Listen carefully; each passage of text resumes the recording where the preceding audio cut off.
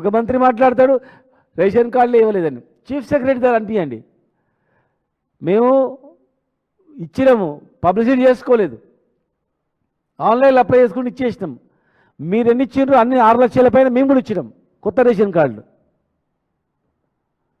మీరు chief secretary దగ్గర 10 సంవత్సరాలు ఒక్క రేషన్ కార్డు ఇవ్వలేదు అని చెప్పియండి, మీరు ఏ దానికంటే సిద్ధం.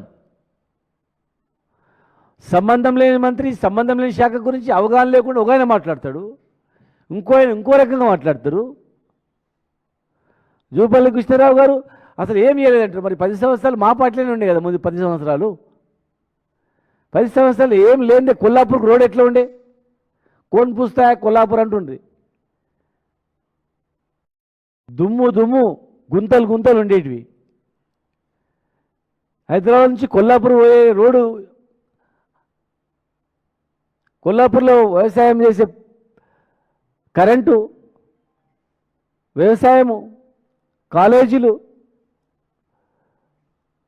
అక్కడ జరుగుతున్నటువంటి సోమశీల కావచ్చు, ఇవన్నీ అసలు జిల్లాని ఏం చేయలేదా? ఇవన్నీ ఏం పనులే కానీ ఎట్లా? 10 సంవత్సరాలు మా పార్టీలో ఉండి అసలు ఏం కాలేదంటాడు. ఇంకో ఆయన సంబంధమైన శాఖతో అసలు లేదంటాడు. ముఖ్యమంత్రి గారు అయితే అసలు ఏమీ అభివృద్ధి కాలేదంటారు. అసలు నేను అడుగుతా ఉన్నాను, మీరేం చేసి చెప్పండి. ఈ 2 సంవత్సరాల్లో మీరేం చేసింది చెప్పండి. ఎప్పుడు అప్పులు అని మన అప్పులు ఉన్నాక ఒక్కొక్కరిని ఎట్లా చేస్తారు ధనవంతులు? మరి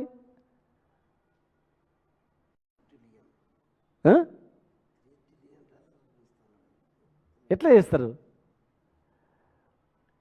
అసలు మీరు ఏం చేసిర్రు? ఎందుకు ఉత్సవాలు?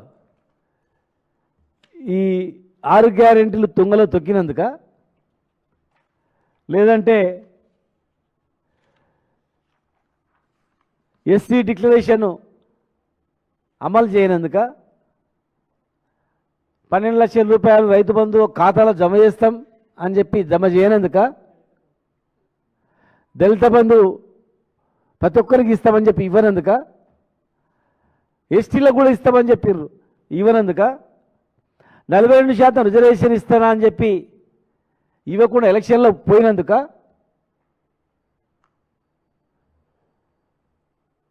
గొర్రెల కురుమలకు 3 లక్షల రూపాయలు అకౌంట్లు వేస్తామని వేయనందుక, చెట్టు మీద పైనుంచి కింద పడి ప్రమాదమైన చనిపోయిన గీత కార్మికులకు 10 లక్షలు ఇస్తా అని చెప్పి ఎగ్గొట్టినందుక, మున్నూరు కాపులకు మంత్రి పదవి ఇవ్వనందుక, గొల్ల కురుమలకు మంత్రి పదవి ఇవ్వనందుక, బీసీ స్టూడెంట్స్కు విద్యా ఉద్యోగాలు రిజర్వేషన్ ఇస్తారని చెప్పి అసెంబ్లీలో బిల్లు పాస్ చేసి మరి ఇంప్లిమెంట్ చేయనందుక, రైతు బంధు ఇస్తారని చెప్పి రైతులకు ఇవ్వకుండా ఎగ్గొట్టినందుక, ప్రతి మహిళకు 2,500 పెన్షన్ ఇస్తారని ఇవ్వనందుక, 4,000 పెన్షన్ 6,000 చేస్తానని ఇవ్వనందుక, వికలాంగులకు 8,000 ఇస్తానని ఇవ్వనందుక, ప్రతి జర్నలిస్టుకి ఇల్లు ఇస్తా అని చెప్పి ఇవ్వనందుక, 2 లక్షల ఉద్యోగాలు ఇస్తారని ఇవ్వనందుక, అసలు ఏ దాని గురించి? యూత్ డిక్లరేషన్ అమలు చేయనందుక, మైనార్టీలకు ఇస్తారని హామీలు ఇవ్వకుండా ఏదో మన ఎలక్షన్స్లో గట్టిగా మాట్లాడేందుకు మంత్రి పదవి వచ్చింది, అది కూడా ఎలక్షన్ గురించి. మరి మిగతా మైనార్టీలకు ఇస్తారని ఏమైంది? బీసీ కుల వృత్తులను పూర్తి ప్రతి మండలంలో ఒక వృత్తి బజార్ ఏర్పాటు చేస్తామన్నారు. చేప పుల్లలు ఫ్రీగా ఇస్తామన్నారు. ముద్రాలను బీసీ ఏ గ్రూప్లో ఇస్తామన్నారు. మున్నూరు కాపు కార్పొరేషన్ ఇస్తామని అన్నారు. ఎంబీసీ మంత్రిత్వ శాఖ ఇస్తామన్నారు. ఎంబీసీలకు ఎమ్మెల్సీలుగా చైర్మన్లుగా ఇస్తామన్నారు. మంత్రి పదవి లేదు, చైర్మన్ లేవు, ఏ పదవి లేదు. టోటల్గా కామారెడ్డి డిక్లరేషన్ తొంగలో దొక్కి వరంగల్ డిక్లరేషన్ మంట కలిపి ఇలా అవి అమలు చేయడం, ఎప్పుడు అమలు చేస్తారో చెప్పకుండా, అమలు చేసినవేవో చెప్పకుండా, ఇవాళ అసలు ఏం చేయలేదంటే ఎట్లా చెప్పండి? ఏం చేయలేదు అసలు. మీరు 10 ఏళ్లలో ఏం చేయలేదంటే ప్రజలు ఎట్లా విశ్వసిస్తారు? ప్రజలు ఎట్లా నమ్ముతారు? మీ విజయోత్సవాల్లో దయచేసి కాంగ్రెస్ పార్టీకి ప్రభుత్వానికి విజ్ఞప్తి చేస్తున్నాం, మీ విజయోత్సవాలు జరుపుకోండి, ఫుట్బాల్ కూడా ఆడండి, ఆల్రెడీ ఆడుతున్నారు ఫుట్బాల్ ఆడండి లాస్ట్లో, నో ప్రాబ్లం. అందరు మంత్రులు ఆడండి, మొత్తం మంత్రులందరూ కలిసి ఫుట్బాల్ ఆడండి, నో ప్రాబ్లం. మీరు ఏం చేసినా కూడా చెప్పండి. ఏం చేసినా చెప్పకుండా జీవితాంతము పొద్దున్న నుంచి రాత్రి వరకు కేసీఆర్ తిట్టడం, కేసీఆర్ అప్పులు, కేసీఆర్ తిట్టడం, కేటీఆర్ తిట్టడం, కేసీఆర్ తిట్టడం, గిదే అంటే ఇట్లా శాస్త్రం చెప్పినట్లు ఉంది. మళ్ళీ ఆ శాస్త్రం ఇంకో కులానికి కోపం వస్తుంది.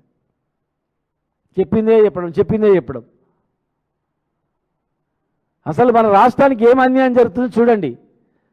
పక్క రాష్ట్రాలకు కేంద్రం నుంచి ఎన్ని నిధులు వస్తున్నాయో చూడండి. మన రాష్ట్రానికి ఏదైనా జాతీయ హోదా ప్రాజెక్ట్ వచ్చిందా, దాని మీద కొట్లాడండి.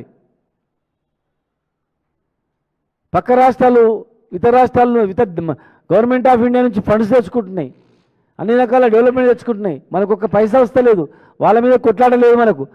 మనము కొట్టి ఈ గవర్నమెంట్ పోయిన గవర్నమెంట్ ఈ గవర్నమెంట్ తిట్టడమే ఉంది తప్ప, అరే కేంద్రంలో ఉన్నటువంటి పార్టీ ఏం చేస్తుంది, మన రాష్ట్రానికి ఎన్ని నిధులు వస్తున్నాయి, ఎందుకు ఇస్తలేదని నిలదీయట్లేదు, కొట్లాడట్లేదు. బీసీపీలు ఎందుకు పాస్ చేస్తలేదని చెప్పి అఖిలపక్షాన్ని తీసుకోవట్లేదు.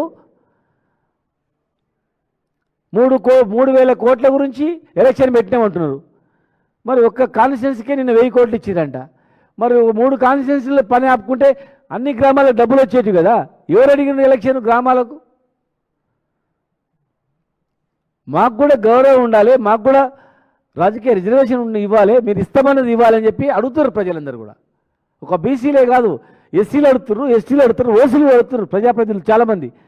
రాజకీయంగా వ్యత్యాసాలు ఉండొద్దు,